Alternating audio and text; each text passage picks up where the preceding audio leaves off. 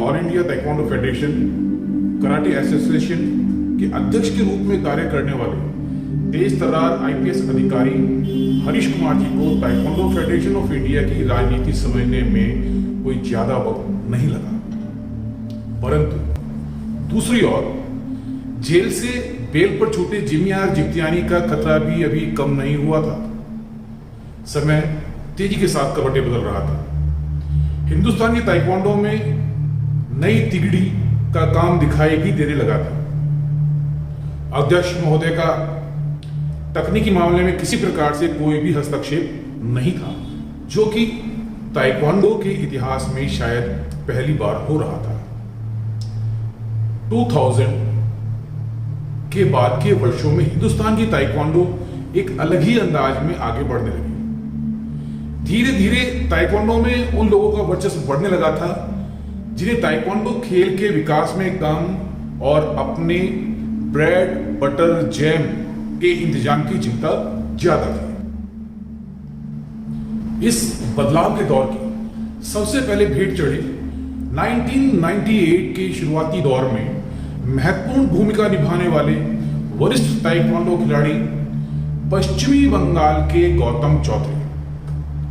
मुखर होकर अपनी बात कहने वाले तकनीकी रूप से मजबूत मास्टर गौतम चौधरी को फेडरेशन के बदलाव के साथ कोषाध्यक्ष जैसी महत्वपूर्ण जिम्मेदारी देने के बाद फेडरेशन से कब चुपचाप उनकी छुट्टी कर दी गई, किसी को पता भी नहीं चला। अब हिंदुस्तान की ताइक्वांडो में नए दौर की शुरुआत हो चुकी थी। मार्शल आर्ट के बागियों की जगह राजनीति और चापलूसी के माहिरों ने लेनी शुरू कर दी थी। समय का चक्र तेजी से बीत रहा था। तेज तर्रार आईपीएस ऑफिसर के अनेकों प्रत्यक्ष अप्रत्यक्ष दुश्मन मौके की तलाश में बैठे थे। ऐसे में वो समय भी आया जब 24 सितंबर 2002 में कोफेपोसा के तहत 15 करोड़ रुपए की कस्टम ड्यूटी में हेराफेरी करने के आरोप में हरीश कुमार जी को जेल जाना पड़ा। हालांकि इसमें जितने मुंह उतनी ही बातें हैं। आरोपी थे, आरोपों का क्या है? जांच अधिकारी आखिर तक भी अपने आरोपों को सिद्ध नहीं कर पाए और अंततः हरीश कुमार जी फिर से न सिर्फ अपनी ड्यूटी पर वापस आ गए, अपितु एक बार पुनः ताइक्वांडो फेडरेशन ऑफ इंडिया के अध्यक्ष पद पर भी सर्वसम्मति से काबिज हो गए। शायद वो मामला अभी भी दिल्ली हाई कोर्ट में लंबित है। हालांकि वीआरएस लेने के बाद हरीश कुमार जी अपनी पत्नी के उसी व्यवसाय से जुड़ गए जिसकी आड़ में उनके ऊपर 15 करोड़ रुपए कस्टम चोरी के आरोप लगाए गए थे। कुछ लोगों ने इसे मास्टर जिम्मी के साथ जोड़कर देखा, तो कुछ लोगों ने इसे हरीश कुमार जी के बढ़ते राजनीतिक दुश्मनों का हाथ माना। लेकिन यहां हम बात हिंदुस्तान में ताइक्वांडो खेल के इतिहास की कर रहे हैं, तो हम यहां किसी की भी निजी कारोबार या उसके व्यक्तिगत जीवन में झांकने की कोशिश नहीं करेंगे। हालांकि ताइक्वांडो खेल से जुड़े हर उस व्यक्ति को बारे में जानने का अधिकार हर उस व्यक्ति को है जो ताइक्वांडो खेल से प्रत्यक्ष या अप्रत्यक्ष रूप से जुड़े हुए हैं। आपने अक्सर सुना होगा, समुद्र में बड़ी मछलियां छोटी मछलियों को निगल जाया करती हैं। कमोबेश यही कुछ हाल हिंदुस्तान की ताइक्वांडो की राजनीति का भी रहा है।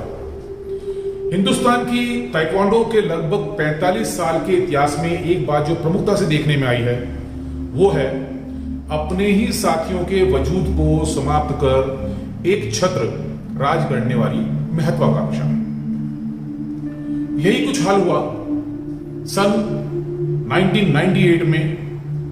तत्कालीन हरियाणा राज्य ताइक्वांडो के अध्यक्ष हरीश कुमार जी को टीएफआई के अध्यक्ष के रूप में प्रोजेक्ट करने वाले master GC Roy, master Marandi Chandrashekhar, master Gautam Chaudhary एवं जसपाल सिंह जैसे दिग्गजों के साथ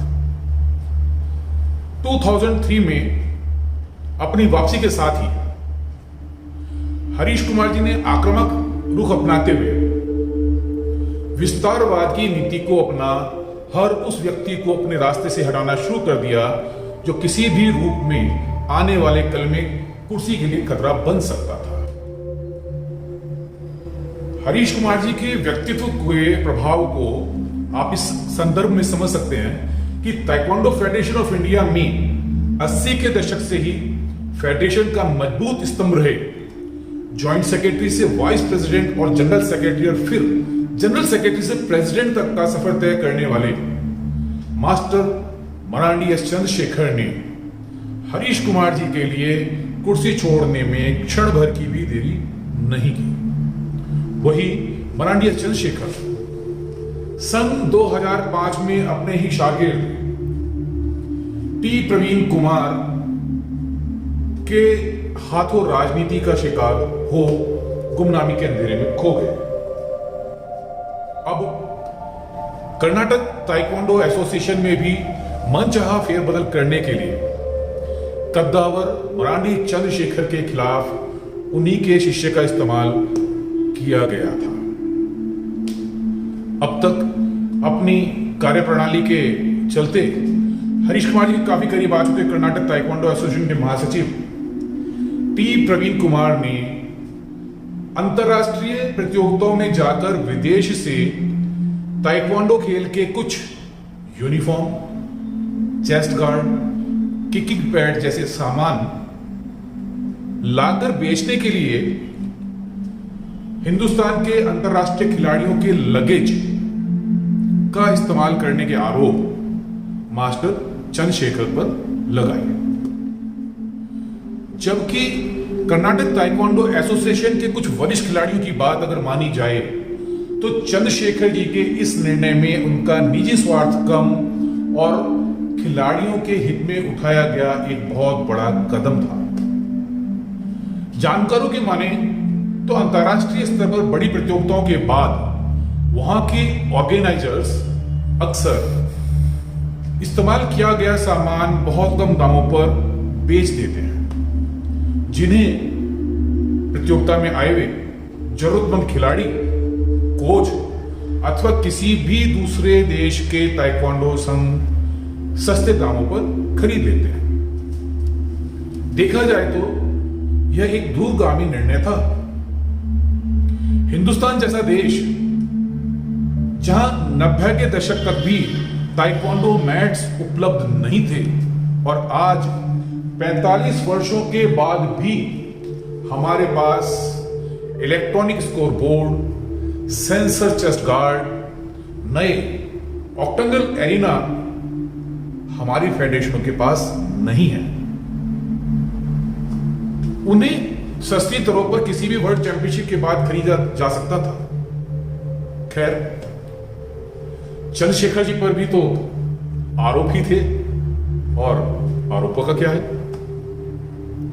लेकिन इस बार यहां ऐसा नहीं हुआ।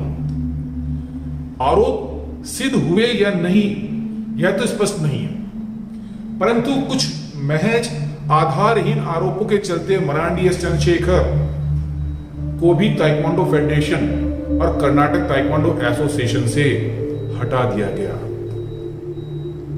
दुखद पहलू यह रहा कि एथेंस ओलंपिक ताइक्वांडो प्रतियोगिता तक भारत का प्रतिनिधित्व करने वाले हताश, निराश मास्टर चंद्रशेखर ने किसी भी तरह ताइक्वांडो में वापसी की राह नहीं चुनी।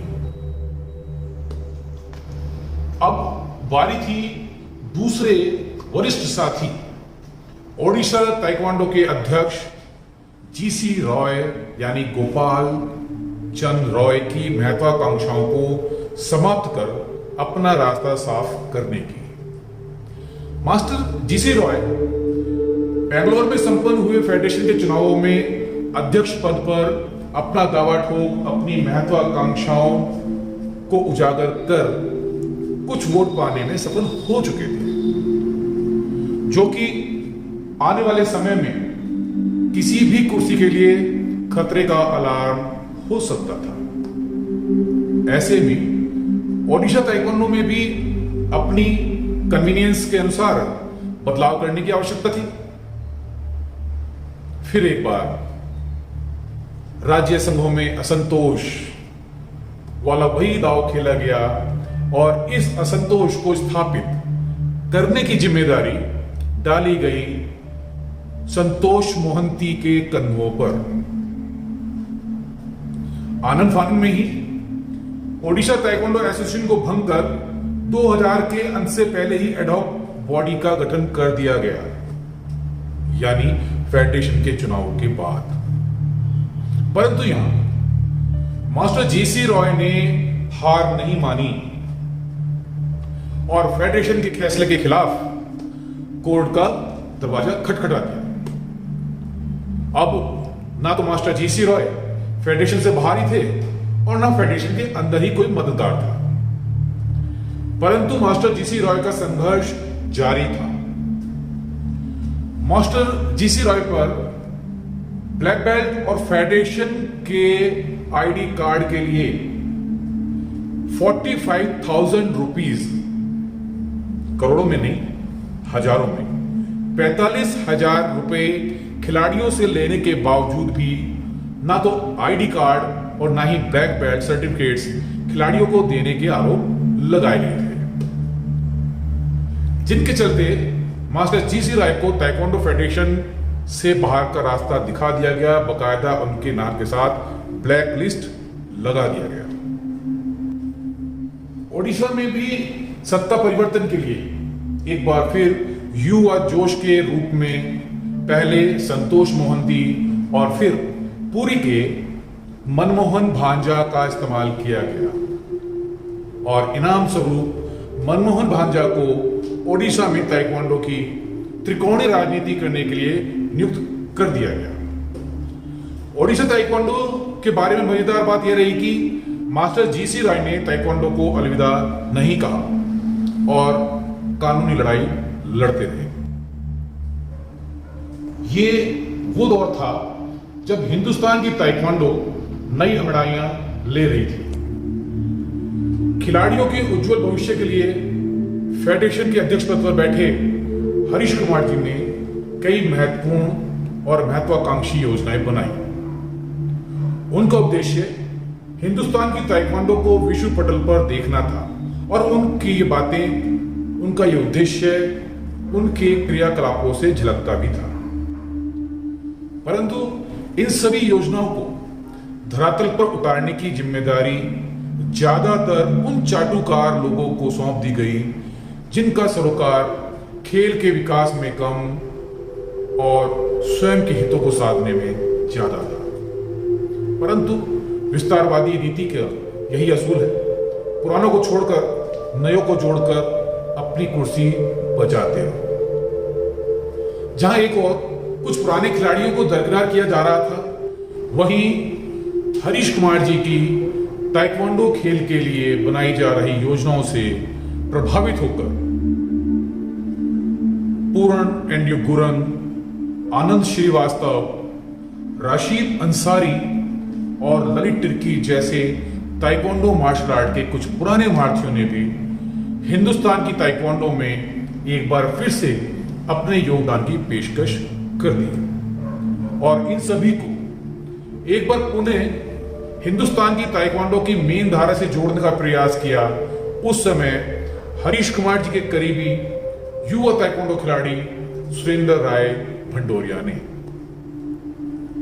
कई अनुभवी वरिष्ठ खिलाड़ियों से दूरी बना लेने के कारण हिंदुस्तान की ताइक्वांडो को ऊंचाइयों पर ले जाने का सपना देखने वाले हरीश कुमार जी ने भी इन पुराने धुरंधरों को हाथों हाथ लिया।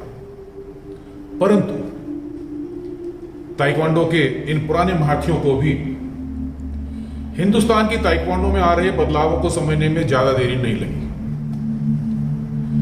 ताइक्वांडो खेल के प्रति हरीश कुमार जी हर संभव प्रयास कर रहे थे जिससे आने वाला इतिहास सुनहरा हो सके।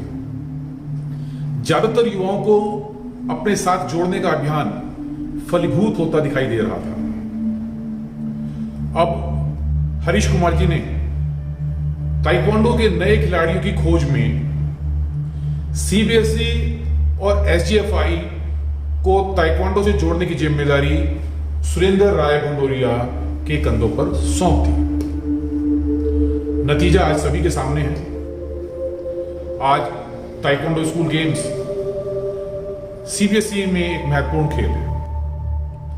हालांकि तब तक महाराष्ट्र और उत्तर प्रदेश समेत कुछ राज्यों में कॉलेज स्तर पर ताइक्वांडो की प्रैक्टिस शुरू की जा चुकी थी। सुरेंद्र राय भंडोरिया के प्रयासों से न सिर्फ सीबीएसई, एसजीएफआई के अंदर भी ताइक्वांडो को शामिल कर लिया गया। वही सुरेंद्र राय भंडोरिया, जिन पर ताइक्वांडो के प्रति जुनून इस कदर हावी था कि सुरेंद्र भंडोरिया हिंदुस्तान की ताइक्वांडो के इतिहास में ताइक्वांडो में डॉक्टरेट, पीएचडी करने वाले पहले भारतीय बने।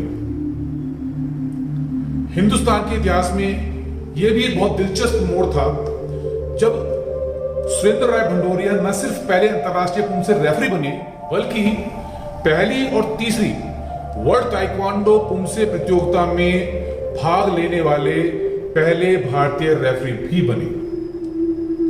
1998 से 2010 तक न सिर्फ हिंदुस्तान की ताइक्वांडो अपितु अपने ताइक्वांडो जीवन में भी अनेकों उतार चढ़ाव देखने वाले वही डॉक्टर सुरेंद्र राय भंडोरिया आज देश की राजधानी दिल्ली में बतौर डिप्यूटी डायरेक्टर एजुकेशन अपनी सेवाएं दे रहे हैं।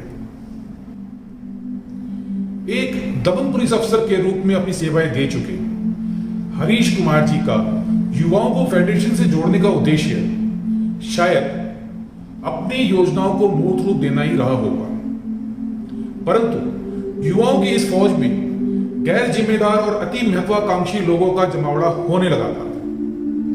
एक नीति सभी की समझ में आने लगी थी। अपने सीनियर के खिलाफ हरीश कुमार जी को भड़का अपने नंबर बनाने के लिए इस नीति को अमल में लाने का काम वो लोग कर रहे थे जो हरीश कुमार जी की नजरों में आकर अपनी महत्वाकांक्षा को पूरा करने की जुगत में लगे हुए थे। इन्हीं महत्वाकांक्षाओं की पूर्ति के लिए कुछ भी कर गुजरने का दम भरने वालों की वास्तविकता से फेडरेशन के अध्यक्ष अनजान थे। इन्हीं महत्वाकांक्षाओं को पूरा करने के उद्देश्य के चलते 2009 में हिंदुस्तान की ताइक्वांडो में वो काला अध्याय भी जुड़ गया जिसे ताइक्वांडो मार्शल आर्ट्स करने वाले कभी भी माफ नहीं करेंगे।